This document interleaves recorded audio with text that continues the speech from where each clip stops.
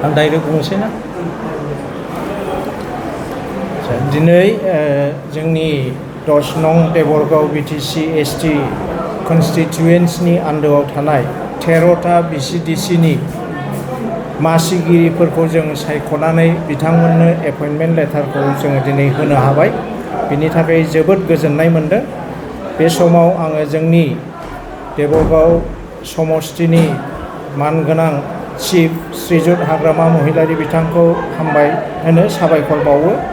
बिथाङा गोबां खस्थ' खालामनायनि गेजेरजों बिथांनि कनस्टिटिउयेन्सिनि आन्दोआव थानाय 13टा समस्तिनि भिसिडिसि चेयारमेनफोरजों लोगोसे TCLCCनि चेयारमेनखौबो सायख'नानै फाइनाल खालामनानै जोंनो होनायनि थाखाय आङो बिथांनिसिम खर' गंग्लायै साबायखर बावनायखौ जासिहरो।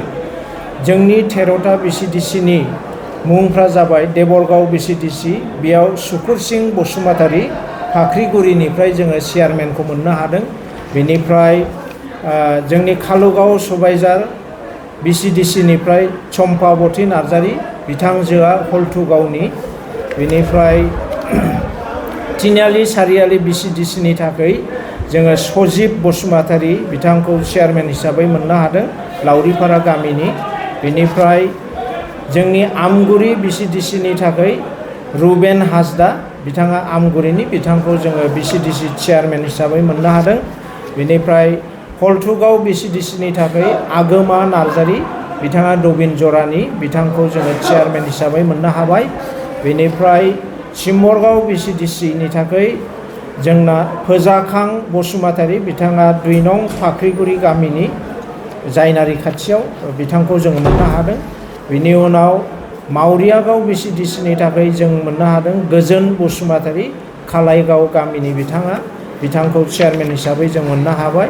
बिसमुरि भिसिडिसिनि थाखाय जोंनिनो आगुनि बा दानि सोलिबाय थानाय बिसमुरि प्राइमारिनि आफादगिरि बिरसिं बसुमतारीखौ जोङो चेयारमेन हिसाबै मोननो हादों।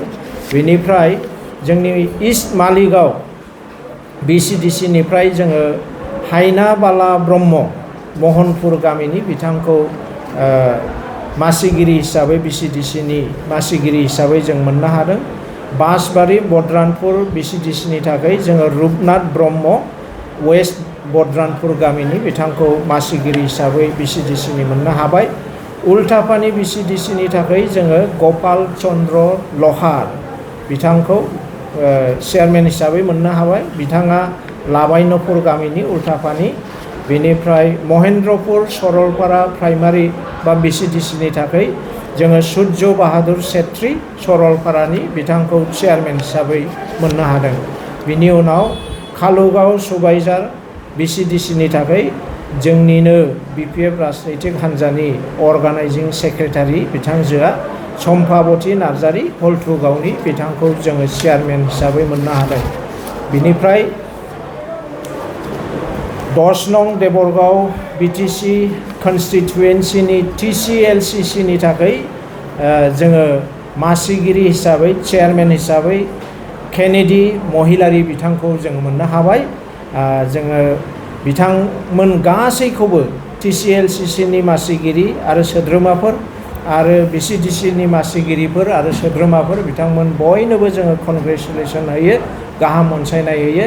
बिथांमोना जेन' फैगौ 5 बोसोराव मोजां रोखोमै गामिनि जौगाखांनाय, BPF राजनैतिक हान्जानि जौगाखांनाय आरो गोबां फैगौ एसेम्ब्लि इलेक्सननि थाखाय मावनो गोनां खामानियाव गोसो मोदोम जिउ होनानै गासै सोद्रोमाफोरखौ लाफानानै जेन' मोजाङै खामानि मावलांनो हायो, बेनि थाखाय जोङो गाहाम अनसायनायखौ बिथांमोननिसिम दोनबाय। आरो बेजों लोगोसेनो आङो बेखौबो बुंनो लुबैयो, फैगौ एसेम्ब्लि इलेक्सनाव जुदि रिजाल्टफ्रा बबेबा भिसिडिसिनि आन्दोआव जुदि बोरैबाफोर जायोब्ला जोङो भिसिडिसि मासिगिरिफोरखौबो सोलाय सोल' खालामनायनि बेबस्थाखौबो जोङो खालामनो थाखाय थिग खालामनानै दोनखादों। आङो नोंथांमोनखौ बे समाव बयनोबो गोजोननाय जासिनानै आंनि बुंनायखौ एसेयावनो फोजोबो। भिसिडिसिनि चेयारमेन सेलेक्सन खालामनानै जेबो प्रब्लेम जायाखै नामा? जिहेतु मोनसे भिसिडिसिआव सानै साथाम बिदि भिसिडिसिनि चेयारमेन सेलेक्सन खालामनायाव बा सायख'नायाव जोंहा एसे बेले बेजे फैदोंमोन, फैनाया फैयाखै नङा।